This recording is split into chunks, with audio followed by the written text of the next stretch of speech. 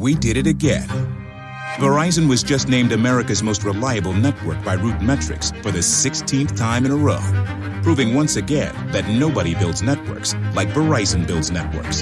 That's why we're building 5G right. That's why there's only one best network, Verizon.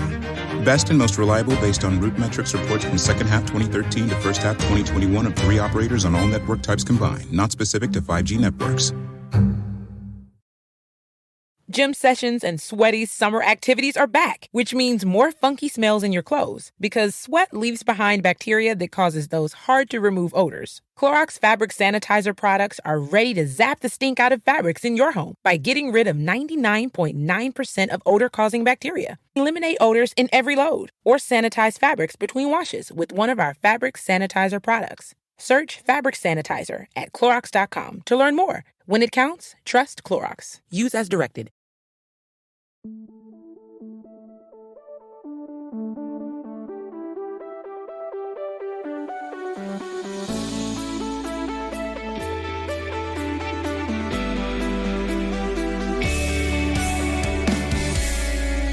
We're talking about podcasts. We're talking about itty bitty podcasts. Oh, podcast. Merry Mini Monday, Chunkies. I'm Carter. This voice is Doge. And as always, I'm Jordan. Guys, we got to jump straight into a little bit of the news. It's the news time. We have lost. There's a drop, right? I always try and do like a What? Isn't there like a? Oh yeah, totally. Sure. Yeah. I'm just making sure. Is that what you're laughing at? I was just laughing at your 1,000-yard stare while you waited for the song to play. It's time to go to the news. Though what's unfortunate is I played the song and then I also kind of played a couple more songs. Oh yeah. Was digging that vibe. On a serious note, Norm Macdonald died. Died of cancer today, being the 14th of September. And there's this. Have y'all ever heard about that ominous thing to where, like, especially with celebrities, like it comes in threes? Yeah. So I would say technically this is number 2. Yeah. So I can't always help but think of that. I know. But like praying, obviously, that doesn't happen again. In other news, there is a lot going on in the ways of the box office. We talked about this last week. Sure. But I think we're going to look back at Shang-Chi and kind of look at it as a little bit of a difference maker. I think with how well it's doing, because Eternals has recently been announced that it is going to be, or Eternals, I say as if they're beings that are real, but like MCU, Disney has announced that they are going to not have that stream.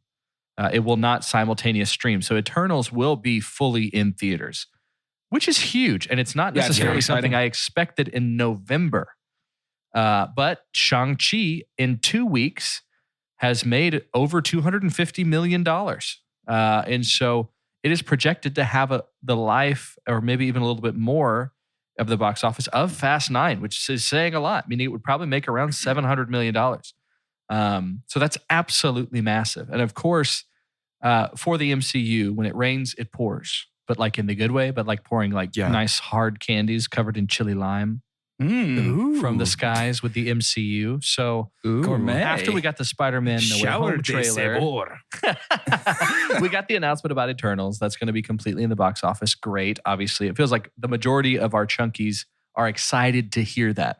And really, I feel like if you love movies, you tend to love going to the movies. Mm-hmm. Yeah. So it doesn't feel like something that's like, oh, I don't get to stay home and watch it. Maybe if it was like a more kid-centric movie, that's a bummer. It's like, oh, Paw Patrol is only in theaters?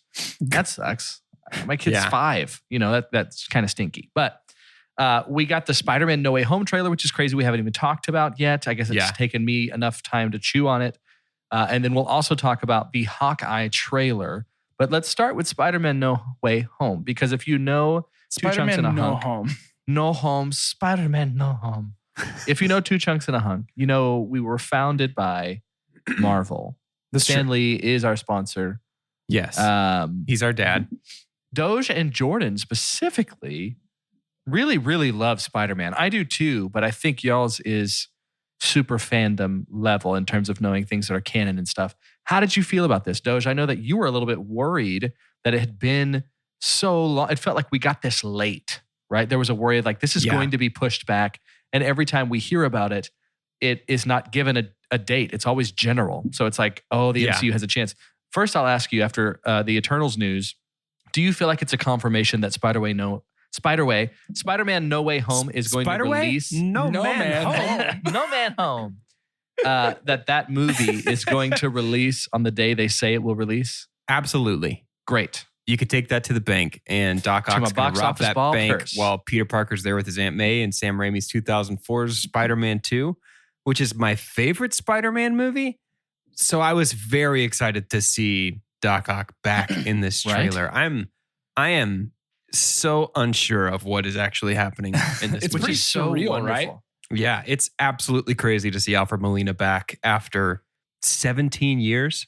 Yeah, I feel like if it was measured on a chart, like the collective sureness of the audience on what's going to be coming in the next MCU movie, like starting at the beginning, we're just unsure because we haven't seen anything yet. We have no idea. What's Asgard going to look like? I don't know. Seems crazy. Doctor Strange, how are they going to pull that off? But now that we know the characters well, they seem to be keeping us at the same level of just not really knowing what's going on. And that's great for movies, and it seems hard to do for the MCU. So things that we have confirmed, we 100% have confirmed that Doctor Strange has a huge role, it feels like, at least in the narrative that is Spider-Man No Way Home. And I'm loving, for those of you that have seen Shang-Chi, I think it's assumed we talk about all sorts of movie spoilers all the time. So if you want to take a break for about 20 seconds, but if you've seen Shang-Chi, we do see, oh my gosh, Wong.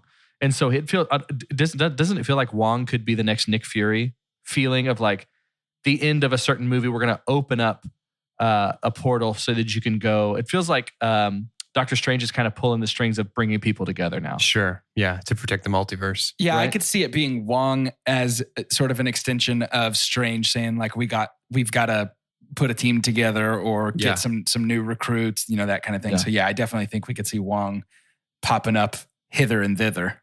Yeah. So it seems like the concept, and y'all feel free to butt in because I know y'all know more. Seems like the concept is he wants to have everyone forget that he's Spider-Man. Yeah, it's ruining his life. This is looks to be in perhaps the most surprising move from Marvel Studios, taken pretty heavily from what's widely regarded as the worst Spider-Man story of all time. It was a publishing initiative called One More Day.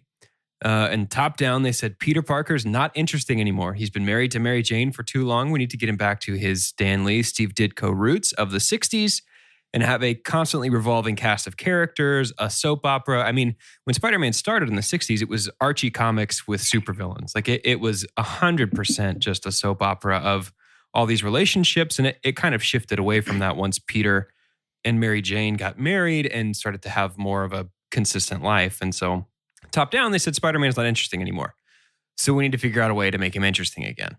We've just come off of Civil War, the original 2006 miniseries. In that miniseries, the government has asked everyone with a superpower to register with them and to appear on a public registry so anyone can look them up and see, okay, Spider-Man, that's Peter Parker. If Spider-Man swings by and he knocks something down onto my car, well, I can sue Peter Parker for that. Peter is convinced by Iron Man to join this team against his best wishes. Peter's big thing has always been, I need to keep my secret identity safe so that my loved ones can stay safe. Obviously, this backfires on him, and Aunt May is shot. She's assassinated by a sniper who Peter has put in jail before, shoots through her spine, and she's in the hospital dying, and Peter says, I have to save my Aunt May. I have to save my Aunt May. I have to undo revealing my identity. So he goes to our favorite boy of all time. We didn't see him in WandaVision, but we thought we did. He goes to our boy Mephisto. Sure. And makes an actual deal with the devil to say, you can save, if you can save Aunt May, I'll give you anything you want. And Mephisto, of course, chooses Peter and Mary Jane's marriage and says, I will restore your secret identity. I will save your aunt if I can make it so that you and Mary Jane were never married, because it's comics, it's something stupid. Their love was too pure or too good or whatever, and he hated it. It's too strong. That could ultimately be what defeats the devil. Yeah, so this comic is called One More Day. It's Peter and Mary Jane's last day as a married couple. One more day. It's their last day of knowing who each other is, really, for real. And so this looks almost identical to me. The second we started this trailer, I was like, oh crap, it's one more day. But I think this seems a lot better than that. We're not trading a decades-long marriage, like one of the most defining aspects of the character. So I'm cautiously on board with that aspect of it. Yeah. Yeah. And even how we saw like what's the Thor frog? Throg? Yeah. I feel like even since we saw him bouncing around in Loki, it feels like we can always have a little bit of an homage to the things that didn't work. That feels canon right now. Sure. For the MCU. At this point, honestly, like I'll just have to let you know when the MCU loses my trust, because for where we're at right now, they could say pretty much anything and I'd be like, yeah, I bet it's going to be awesome. Like, I bet it's going to be great. I was going to ask you, do you think it would take more than one movie? But I think we already have the data for that with The Dark World. It didn't. We had one movie and it wasn't good, and it's fine. We were like, no, it's okay. They'll figure it out. But so we know. I want y'all's thoughts, because we've got Doc Ock back for sure. We have what sounds to be Willem Dafoe's Green Goblin laugh in the trailer. What is definitely one of Willem Dafoe's pumpkin bombs in the trailer.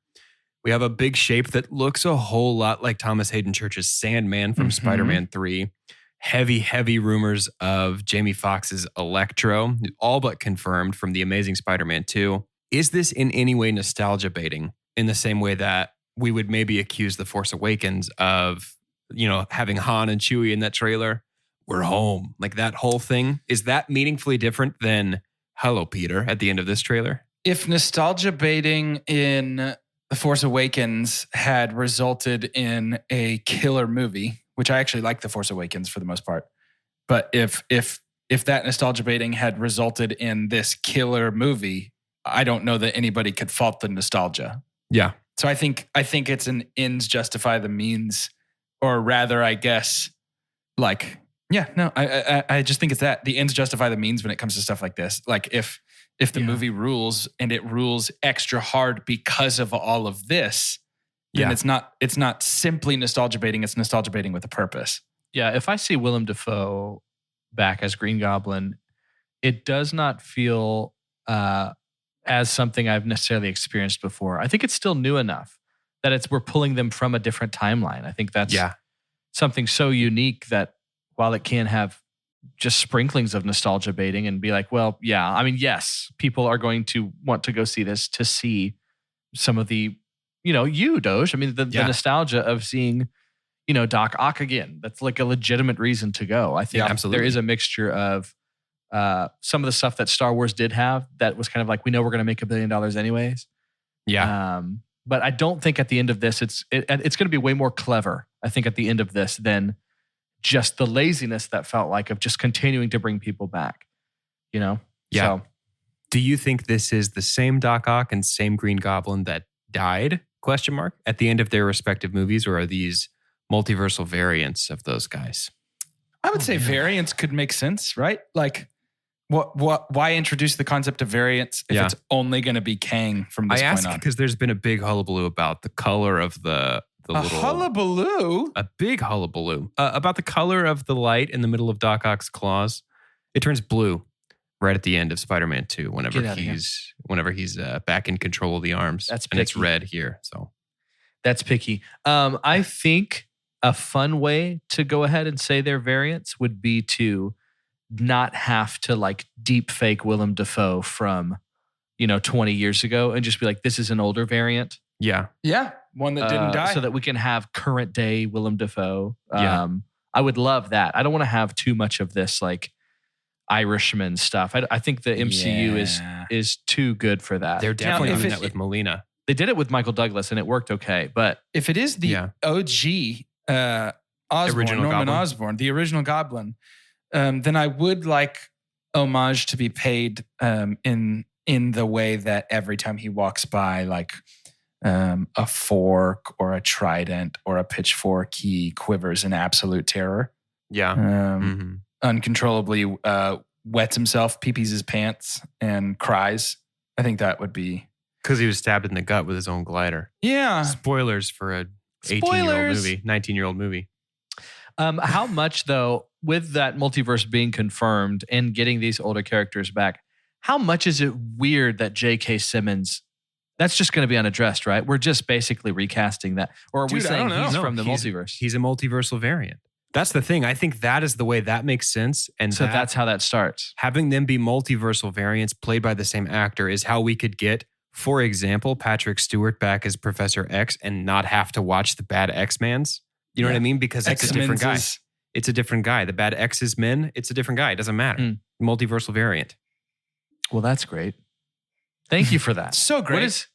What do we have? What do we have? Did we come up with a name for instead of Jordan's Car Corner, but it's for like when Doge goes deep into canon? Doge we definitely waxes did. intelligently. We Yeah. definitely did. That I said sounds Theory good. Nook. We called it a Theory Nook during Was Loki. it Theory Nook? Yeah. So Yeah. we got a nook Theory in a corner, Yeah. and I'll have my thing. Maybe mine's a locker room. I don't Well, know. you have this thing called Mini Monday, where you get to talk. That's like your main one. That's true. I think also it's am exempt from Carter's- extra credit. Carter's There you go. holistic huddle. And it's just sort of where you bring Love the that. knowledge of everything that's not cars and I love that. comics. Speaking of not cars and comics, what about bows and arrows?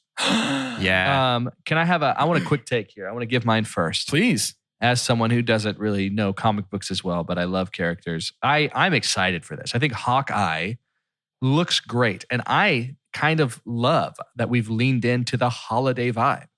I'm getting some heavy, like Die Hard TNT type Yeah, stuff because dude. all that good stuff is in the holidays. And I'm so excited for the Renner Steinfeld energy. Yeah. They're going to have banter. I'm already like, let's hurry up and get through this so I can get Steinfeld and Pugh on the same screen. Big time. Big Um, time. I'm super excited for this. I think this was one of the most underrated passing of the torch, which is, it feels pretty obvious that's what's happening. One of the most underrated passing of the torch for me in terms of influential good moves in the MCU right now, I think is going to be Haley Steinfeld taking over. It's Kate Bishop, yeah? Mhm. Yep. Taking they grabbed over Haley the role. at the exact right time. Oh, because she's on the edge. They are buying low and selling high on Haley. Yeah. Yeah, 100%. They almost were too late for Pugh, but just such smart moves. And I think it looks like a lot. I think it looks like a lot of fun. Mario? I think it's going to be a great time. I am certain that Rogers the Musical is going to be a parody of Hamilton. Oh. Oh yeah! How funny is that? Rogers the Musical is absolutely this. Because this Disney Earth's Plus brought version the of rights Hamilton. to even show that too on Sure. streaming exclusive. Yeah. Dude, if It's gonna they be so don't funny. have This a is gonna be bonus funny. segment that is just all Just the whole of musical? Rogers the Musical, they messed here's it up. here's the hottest take when I got done with this. Get hot. The hottest take is, and it might not be as hot, so y'all tell me how hot this is. Okay. We'll measure it in foods you've had. Scoville units. Nah, we're not gonna do that. We're a pod of the people. Things people might have experienced, have eaten before. I think this is going to be such a good buddy show that we're going to almost make Falcon and the Winter Soldier obsolete. I think this is going to be, we're going to wish that a lot of the vibes we get from these two, from the way they write this story, is what we got from the Falcon and the Winter Soldier, personally. Yeah. I think that's about as spicy as a Kraft American single, if I'm being honest. So it's I not think at all. that's- Yeah. Did I y'all think feel it that's- too? Yeah. It just, Absolutely. you can't help but look, because we've got there's a lot to be said about when they're human, when these aren't super soldiers or anything like that. Well, even though, Winter Soldier technically kind of is, but they definitely are the just normal people, probably the ones that we can be most relatable to. Yeah. But to have these two, it's good that they have a gap. You almost feel like they knew they needed to have some space Mhm. between Yeah. these two because they're pretty similar. But I have a hunch that I'm really going to enjoy this more and wish that I got bits of that over in Falcon and the Winter Soldier. Yeah. Yeah, I agree. I think every subsequent show that Marvel releases is going to push Falcon and the Winter Soldier further and further Man. to the rearview mirror. But it's okay. I mean, I liked that show, and it was great interactions with our main characters. It was just ultimately pretty forgettable, I think, when Yeah. you compare it to the other output. It was so far of the 3 Marvel television shows that have come out on Disney Plus, it is the only one that is cable quality. yeah, Yeah, I would say absolutely. that for sure. Like it'd be and good cable, like FX probably, Sure. but cable. Yeah, 100%. Yeah. Yeah, definitely still cable. Guys, we can't go through great conversation at the beginning of the pod. By the way, if I wanted to take a moment, a pod within a pod, and talk about how good the pod's been, we can't not play a game, right? No, don't do it to us. Talented Mr. Ripley, lock it in. Let's play a little Rumpelstiltskin. Oh, Okay, good. Okay, good. We've the yarn, guess the name, win the Rumpelstiltskin game. Like 3 years from now, you're just going to hear like the notifications that someone left a Zoom call when I even hint at playing extra credit. It's going to be fun. So I'm going to do something fun here for our coming soon. I think I'm going to jump straight into October because I'm finding that Chunktober is becoming more of a Christmas for me. I'm ready to go ahead a month ahead of time and start experiencing it a little bit. I need a little bit of the horror. I need to, because we're not but a month and a half away from that. A month. Mm-hmm. So let's jump into some of these scary flicks. Rumpelstiltskin, if y'all have never heard it before, by y'all I don't mean Jordan and Doge. They literally have played this game. They're the only people that have played this. Maybe in the whole world. I think. You never know with our IP out there.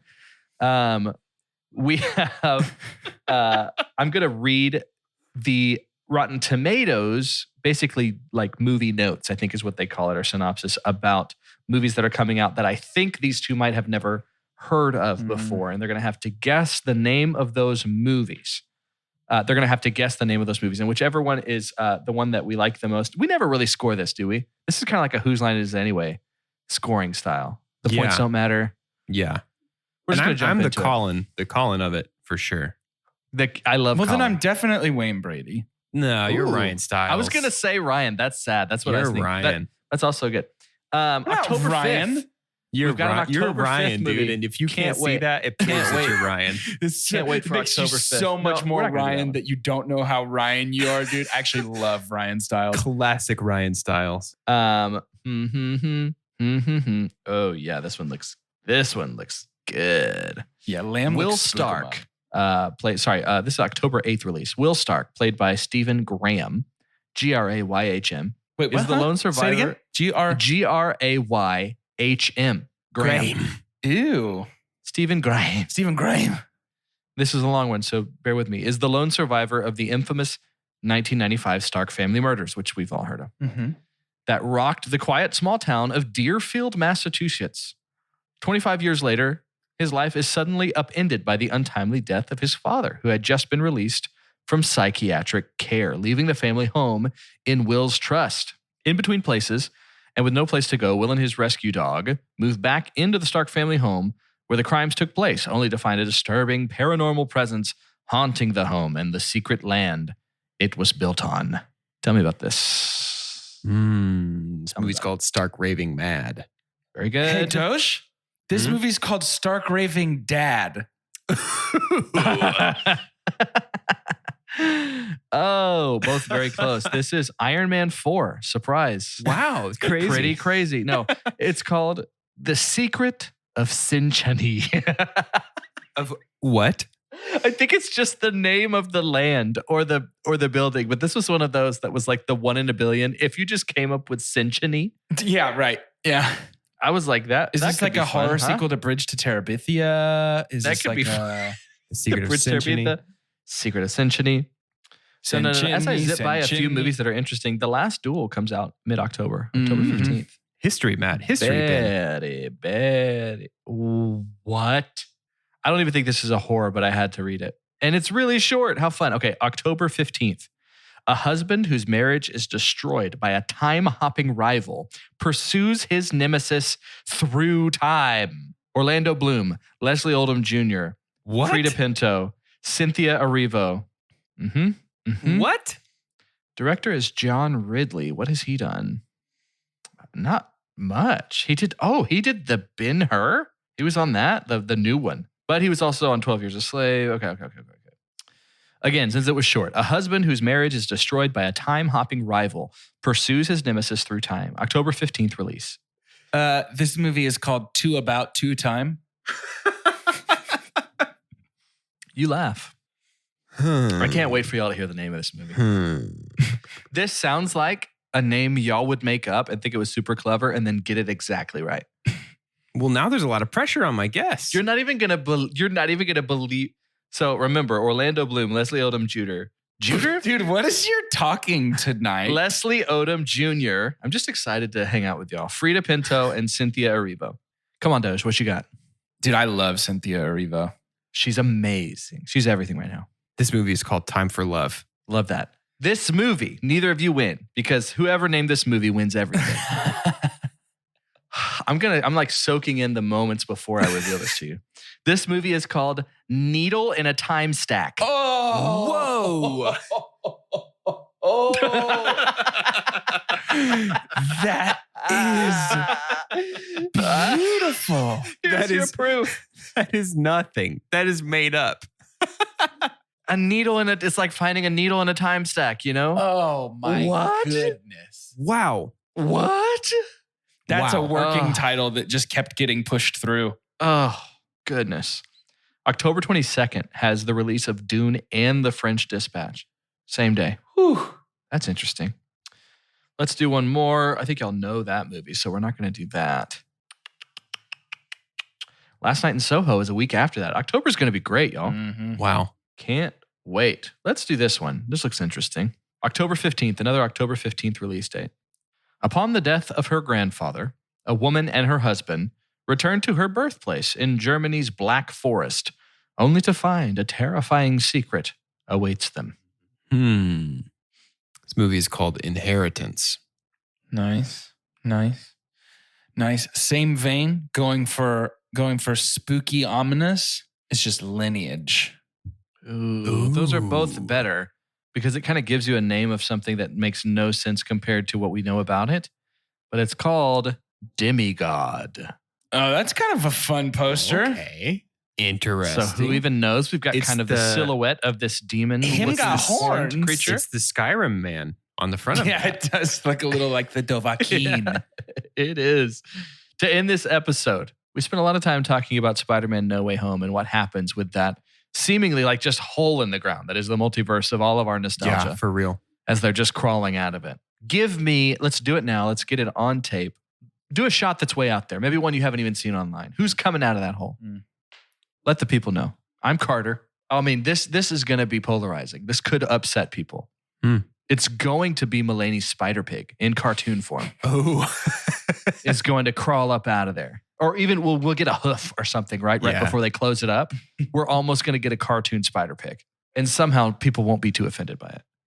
I'm Doge. In much the same vein, Emma Stone playing Spider-Gwen is going to come out of this portal. Dude, honestly, sign me up. I'd be down. 100% in. Honestly, sign me up. 100% in. I dig that. I like that. I'm Jordan, and in the Spider-Man animated series that I grew up watching, there was an episode with a villain that rode around in a giant gyroscopic wheel. Big wheel. Yeah, I want that. Yeah. I just want that. So I want a wheel to come through a hole. With Tina Turner right behind him. Yep. Left a good job in the city.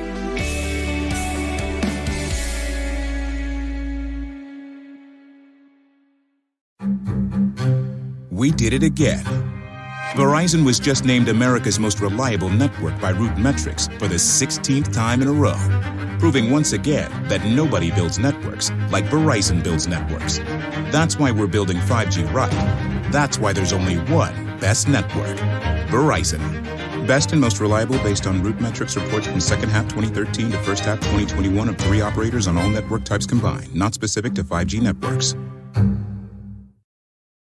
Gym sessions and sweaty summer activities are back, which means more funky smells in your clothes because sweat leaves behind bacteria that causes those hard-to-remove odors. Clorox fabric sanitizer products are ready to zap the stink out of fabrics in your home by getting rid of 99.9% of odor-causing bacteria. Eliminate odors in every load or sanitize fabrics between washes with one of our fabric sanitizer products. Search fabric sanitizer at Clorox.com to learn more. When it counts, trust Clorox. Use as directed.